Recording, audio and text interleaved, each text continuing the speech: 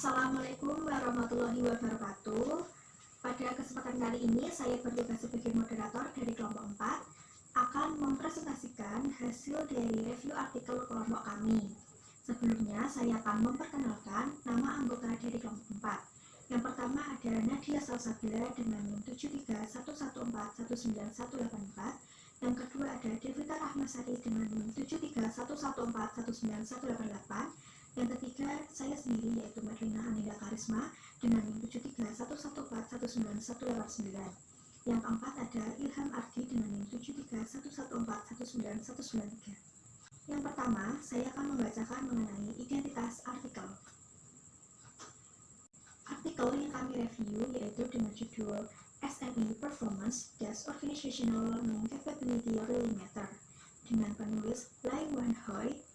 Nama jurnal yang diterbitkan yaitu International Journal of Organizational Analysis dengan volume 29 dan halaman 1093 sampai 1116, isu nomor 5 pada tahun 2020. Yang kedua ada latar belakang masalah. Riset dan fenomena gap.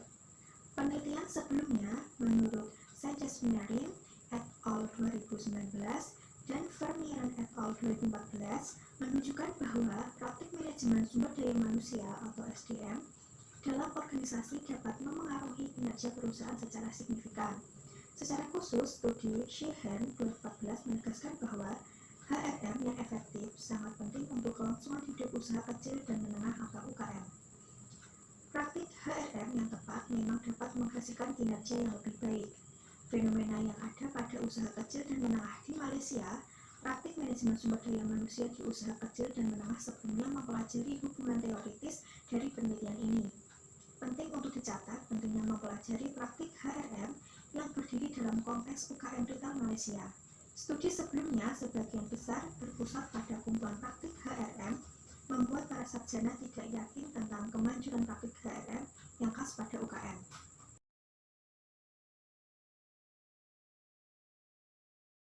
Baik, selanjutnya adalah tujuan dan originalitas.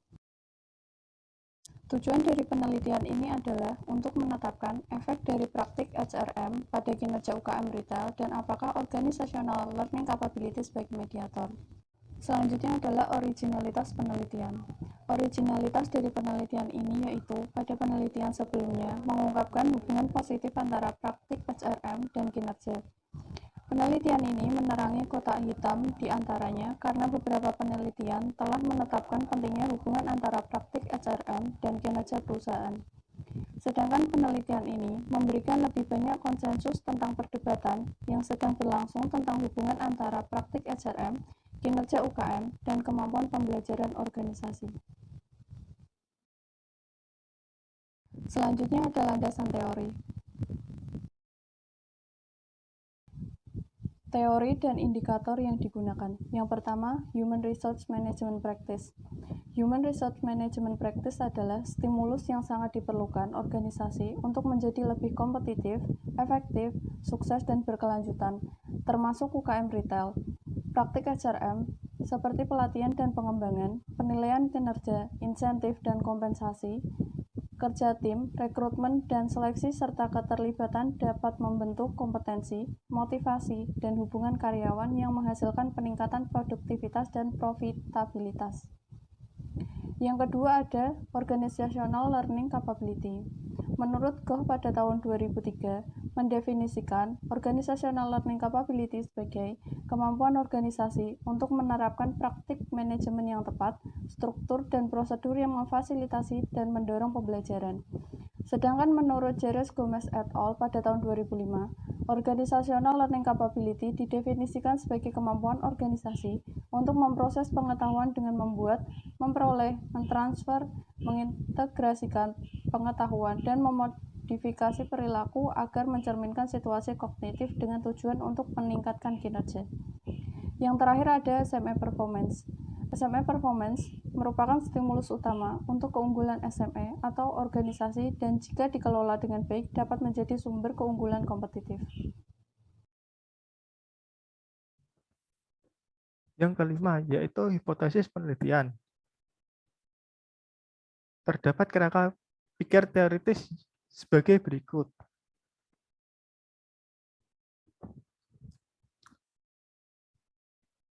Didapat hipotesis dan pengembangannya, yaitu H1, praktik HRM memiliki pengaruh positif yang signifikan terhadap kinerja UKM retail. Husleit 1995, praktik HRM khusus yang terkait dengan pelatihan dan pengembangan TDHRM, manajemen kinerja PMHRM, rekrutmen dan seleksi RSHRM, insentif dan kompensasi ICHRM, dan kerja tim TWHRM. TDHRM dan RSHRM cenderung meningkatkan keterampilan, sedangkan PMHRM, ICHRM, dan TWHRM meningkatkan motivasi, sehingga dapat meningkatkan kinerja. H2, yaitu praktik HRM berpengaruh positif signifikan terhadap UKM retail all cap. Pengaruh praktik HRM pada efektivitas organisasi mungkin lebih signifikan ketika praktik HRM mendukung kemampuan perusahaan untuk meningkatkan all cap. Goh 2003 page 217 mendefinisikan all cap sebagai kemampuan organisasi untuk menerapkan praktik manajemen yang tepat, struktur dan prosedur yang memfasilitasi dan mendorong pembelajaran. Sementara Jerez Gomez et al. 2005a page 2 mengkonseptualisasikan all cap sebagai berikut. Kemampuan organisasi untuk memproses pengetahuan, dengan kata lain, untuk membuat, memperoleh, mentransfer, dan mengintegrasikan pengetahuan, dan untuk memodifikasi perilakunya untuk mencerminkan situasi kognitif baru, dengan maksud untuk meningkatkan kinerjanya.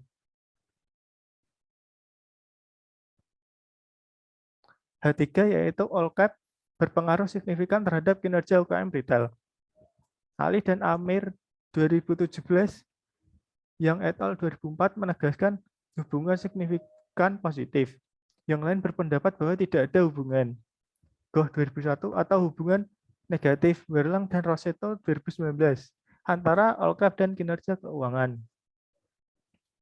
H4 yaitu all cap memediasi hubungan antara praktik HRM dan UKM retail pertunjukan. Logika teoritis yang mendasari hubungan ini adalah pandangan berbasis sumber daya yang mendalilkan bahwa sumber keunggulan kompetitif perusahaan bergantung pada seberapa baik sumber daya internalnya dikelola. Das dan Teng 2000. Secara teoritis, praktik HRM meningkatkan tingkat modal manusia dan sosial model yang berpotensi memotivasi perilaku yang memanfaatkan sumber daya organisasi untuk mencapai tujuan organisasi. Messerschmidt dan Guthrie 2010.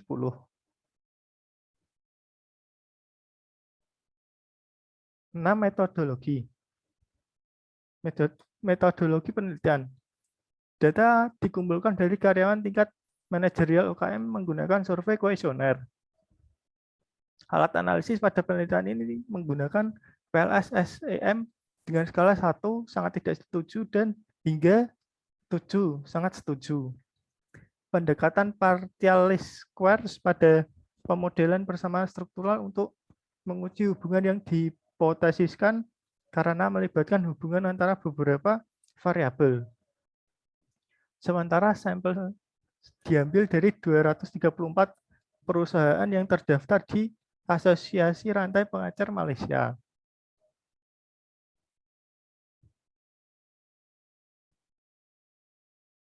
Selanjutnya, hasil penelitian. Hasil dan pembahasan. H1 memperkirakan hubungan yang signifikan secara parsial antara praktik HRM dan kinerja UKM retail. Setelah mengontrol efek dari variabel kontrol tingkat organisasi dan individu, hasilnya menunjukkan bahwa di antara semua praktek HRM, ICHRM paling penting untuk kinerja ekonomi dan TWHRM untuk kinerja kepuasan.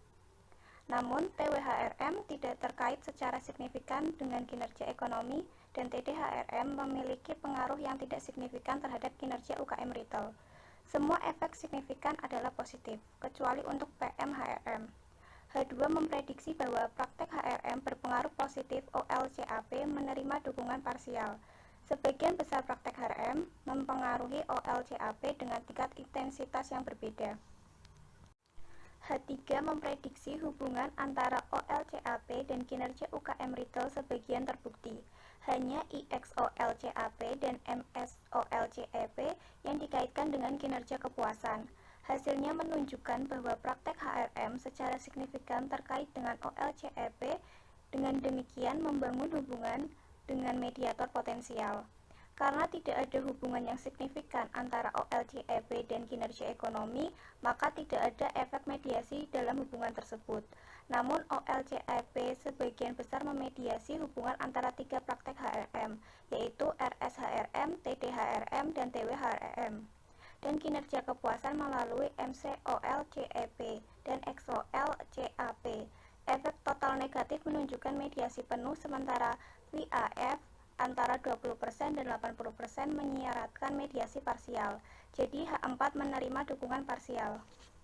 Selanjutnya penutup.